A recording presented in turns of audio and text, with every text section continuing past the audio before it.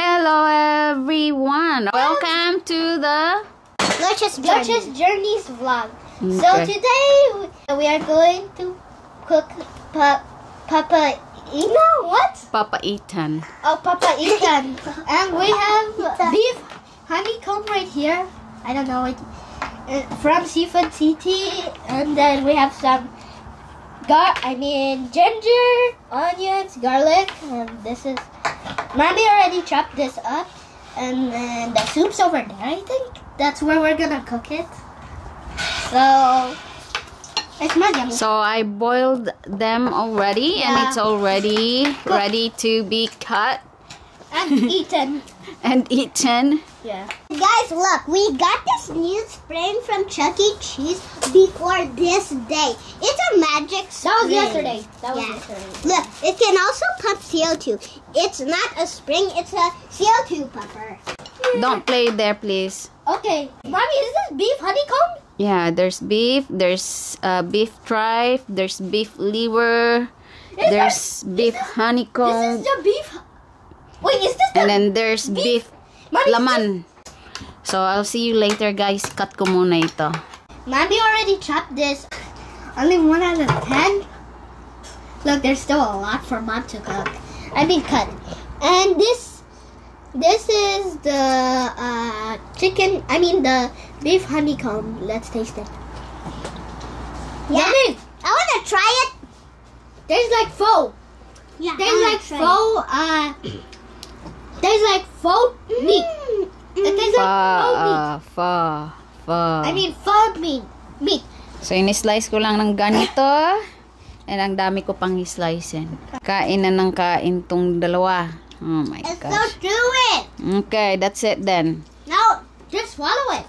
So, eto na siya, guys. Tapos ko na siyang nakat lahat. At ngayon ay lulutuin natin ito na. Ayan siya, guys. Inano ko na yung ginger. Sinote ko na yung ginger. Sote. Ayan. At isusunod ko na ang onion and garlic. Sinunod ko na yung onion and garlic and halo-haloin lang natin. Ayan. Halo-halo hanggang sa magiging brown or hanggang sa maluto. Oh my gulay. So ayan siya. Isusunod ko na ang aking mga ricado. Halo-haloin lang natin. Ayan. Hanggang sa mahalo ng mabote. Oh my gosh. So, ayan na siya. Lagyan natin ng tubig. Di ko muna ilalagay yung tubig na pinakuluan ko dito sa beef. Tingnan natin, guys, kasi parang ayaw ko yung may malangsa. So, ayan na siya, guys. Nalagyan ko na siya ng tubig. Pakuluan ko lang to. And then, i-add ko na yung mga ibang ricado.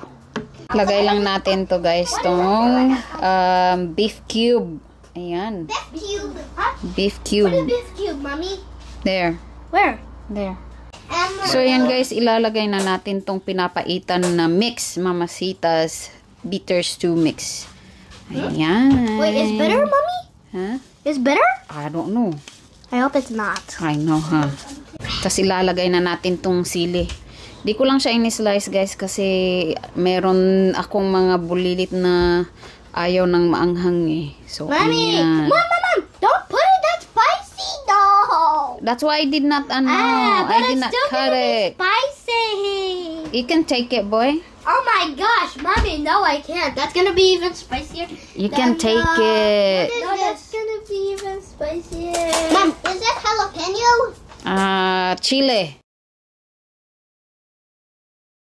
Meron akong beef bile dito, guys. Pero after na ilagay ko itong mamacita's na pinapaitan mix, para siyang mapait na. So, di ko alam kung ilalagay ko pa ba to. Maglagay lang siguro ako ng 1 kutsara. Oh, man. Okay, siguro lagyan ko lang ng 1 kutsara nito, guys. Ganito lang siguro. Then, Okay, I'm gonna die. Okay, let me choose the one. So, we'll see. So, lalagyan ko lang siya ng lemon, guys. Konting lemon. Para pangpaasim.